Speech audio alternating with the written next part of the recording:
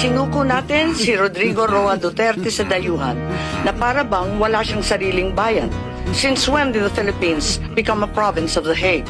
As far as we are concerned, we're no longer members of the ICC. And as non-members, can we possibly fall under the jurisdiction of the ICC? Yes, ma'am, I think, because we, under the... What's the use of signing or ratifying a treaty if it bears no weight?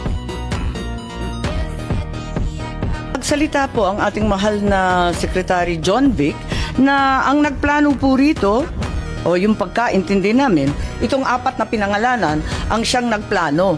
I said it was not me. There were other people in the room, but we did not discuss any plans of any arrest. Oh, really, huh? And was that the plan from the very Yes, from the beginning? very What was, and who was really on top of this? Ikaw ho ba nagplano ng lahat ng ito? Hindi naman. It was a group effort.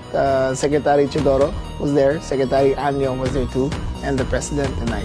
Sinabi ninyo na hindi kayo mag-isa na nagplano, kundi isang There was no grupo. planning, ma'am. Pero yun ang sabi eh. I said, hindi ako nagplano. Marami May kaming- isang grupo na Ang nagplano. We were all talking about a rumor, ma'am, and that was all. Rumor lang yun? Yes, ma'am. Group effort ang sabi mo eh. Pero para lamang sa kaprasong chismis, magtitipon-tipon pa yung mga sekretary ng kabinete. Nakakatuwa naman. Call it what you may, ma'am. Walang magawa. The only information we got was the words of the former president in Hong Kong. Sa Hong Kong, Sa Hong Kong, ma'am. na andyan na. Yes, ma'am. Siya pang nauna, hindi kayo. Yes, ma'am. Nakakatuwa, ano?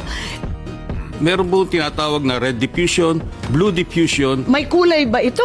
Yung pinadala sa atin, anong kulay ng diffusion? Ito po ay wanted person diffusion. So, walang red notice.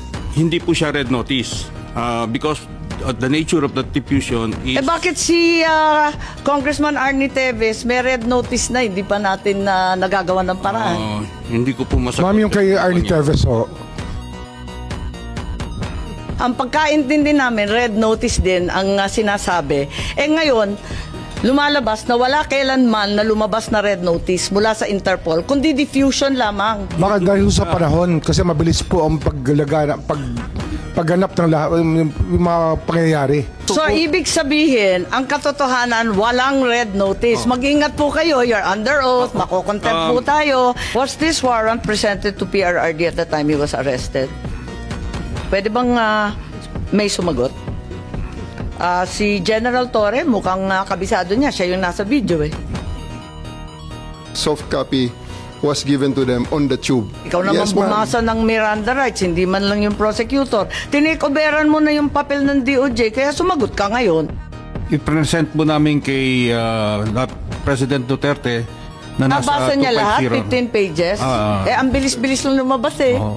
Hindi po niya nabasa yun. Hindi niya nabasa. Hindi niya. Pagpalagay natin hindi siya Vice President, she is an immediate member of the family. Ang immediate members of the family, 24 hours pwede bumisita sa amin, nakakulong kami. Ito hindi pa nakakulong. Anak ito. Bakit hindi niya pinapasok? Maliban doon, is this not a violation of RA 7438 that requires that you guarantee access to an attorney? Oh my God. Body who issued the warrant, sir. Nasa batas yan. On 2 counts, immediate family na, abagada pa niya.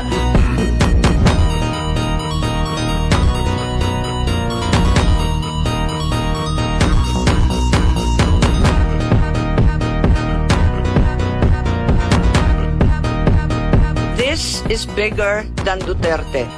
This is about our dignity as Filipinos. Ang hustisyang ipinapataw ng dayuhan ay hindi hustisya.